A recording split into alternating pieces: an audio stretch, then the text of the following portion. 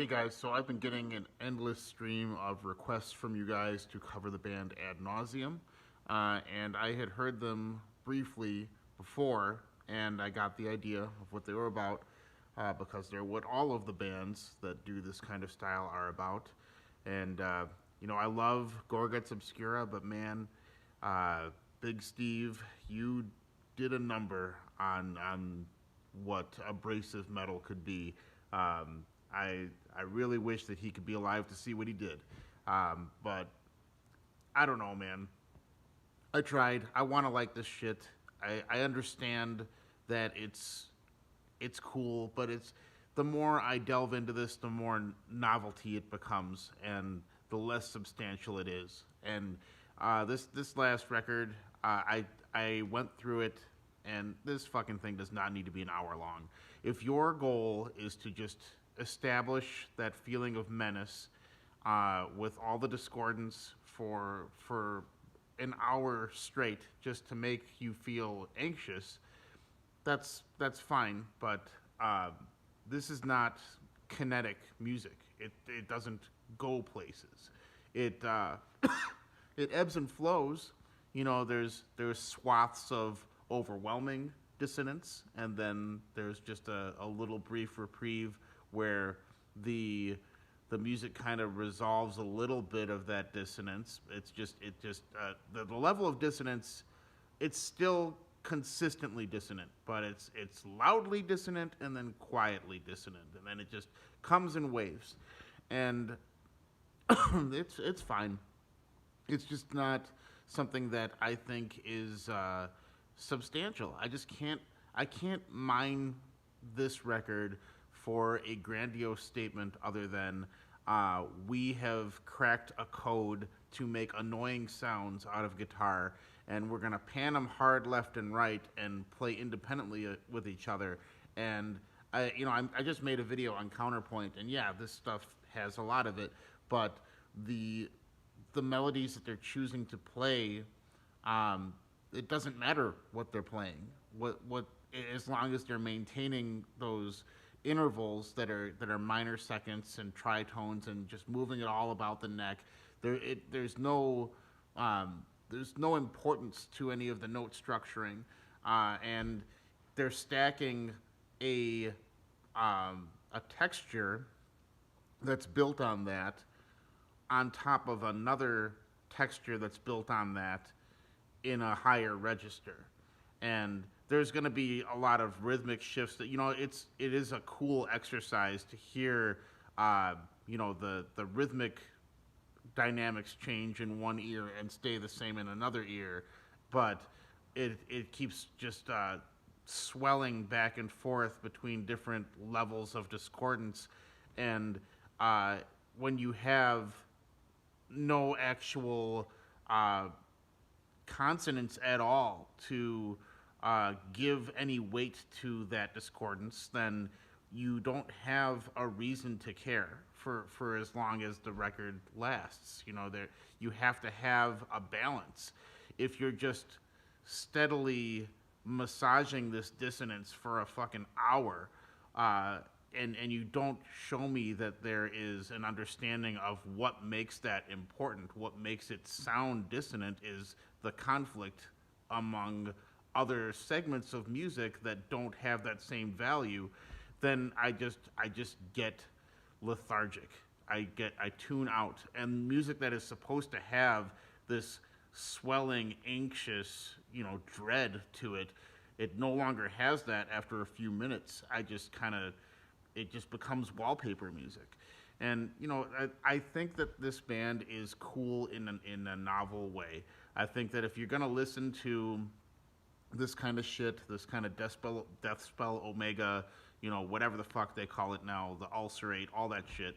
If you're gonna listen to a band that's doing it, this band is doing it probably the most immersive way. There's a lot happening. There's more happening than what you would hear on like a Portal record, but it's not as psychologically terrifying as a Portal record. It's musical, but it's anti-music, and I am having a very hard time trying to pull something out of it that's more than just shock value. And it saddens me to say that because I know that you guys love this band, and in theory, a lot of the stuff that I look for in music, they're doing the right way. The songs do flow, and it ends up having this kind of holistic vibe to it because all of it is so similar. But it's it's just exhausting, and it's not exhausting in a way where I come out of it feeling drained because it put me through a trial that has meaning behind it. It exhausts me because I cannot retain focus because there's just nothing to grab onto in a way where this song has this part and needs this part, and the next song you can't say the same thing. You could all of these parts are interchangeable because they're textures. They're not melodies, and I hate texture metal. I can't do it. I've said similar things to this with newer Gorguts output, where this kind of music sounds like someone that has a lot to say but lacks the voice to say it. And I can tell that they've put so much into the craft to make this record come together, and it's a monumental achievement in terms of what went into it. Like if you were to take left guitar and right guitar and really analyze it, it's impressive because there's so much detail happening, and the bass is undulating in ways that are kind of imperceptible. You can feel it, but you can't really hear it. And the drums are just tapping away consistent blast beats, and it kind of swells in a way, like the tempos will fluctuate in a way that liturgy sometimes did, where you'll get a tempo and then it'll fluctuate to give you some more anxiety, and those are cool techniques. But this is a record that is full of technique and not language. You know, it's I'm gonna listen to it more. I feel like I might be being a little unfair because this band is whenever it's recommended to me, it's always recommended based on novelty traits, and they make their own instruments, they make their own preamps, check this band out, they do the counterpoint you're looking for, and these are all there, all that shit is there, but that doesn't tell me anything about the music. When I'm listening to this, I don't hear a distinct emotion attached to it. I don't hear that the players that composed this had a message they wanted to get across. I hear a manipulation that they wanted to imbue upon the listener, and that's fine. I understand that, but if you want to captivate people and manipulate people, instead of just having the surface traits to do so be what guide the message, have a message first, and then attach all of the other superficialities to make that message have a little more validity. That I think that there's a lot more that this band could be doing instead of just trying to create a harrowing atmosphere for the entirety of the record. You have to have balance. There's a reason that good psychological horror movies work, and it's because you have the segments that aren't going to be as horrifyingly dark all the time. You're going to have the balance to show why something is in peril, why the thing that is in peril is something that you want to be out of danger. And here there is a consistent threat of danger for an hour, and I'm not getting a message sent to me that there's a reason why it should be out of danger. It just seems like it's under constant threat, and I don't have a reason to care. And it's unfortunate because I want to hear bands that will take me on a journey like this. I like that they're attempting to do so, but I want more depth.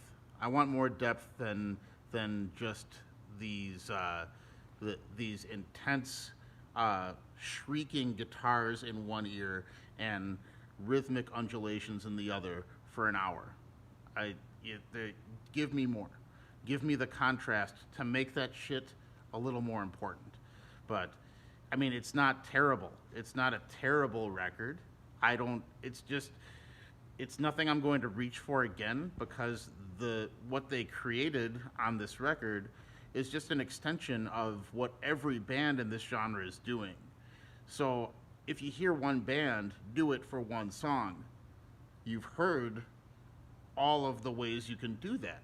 And that's why everyone is up the ass of the last Ulcerate record, because they finally, after 7 releases, gave you a little bit of consonance and a little bit of a melody to kind of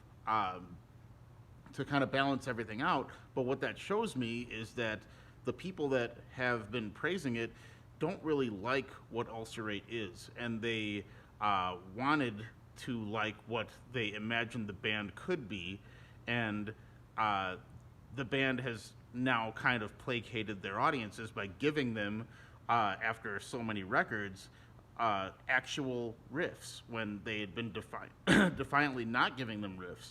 And you know, it's a damned if you do, damned if you don't kind of thing.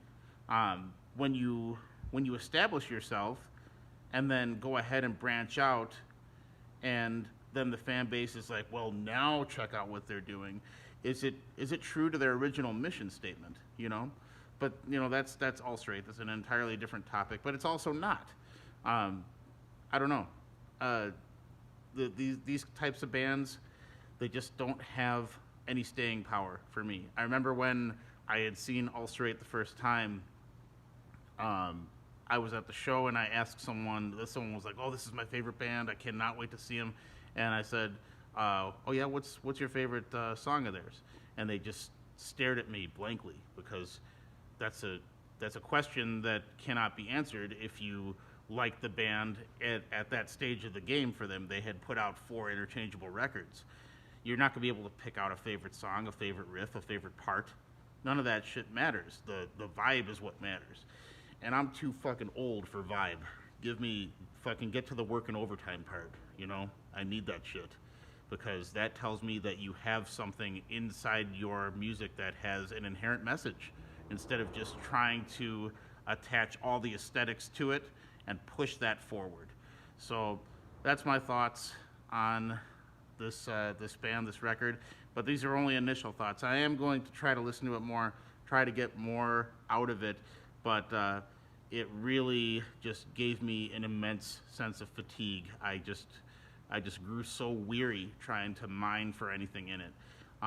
But yeah, sorry guys. I mean, they're a cool band. They're a novel band, but I wouldn't say that they are a band that has individual character and a message to what they're doing. So thank you for listening.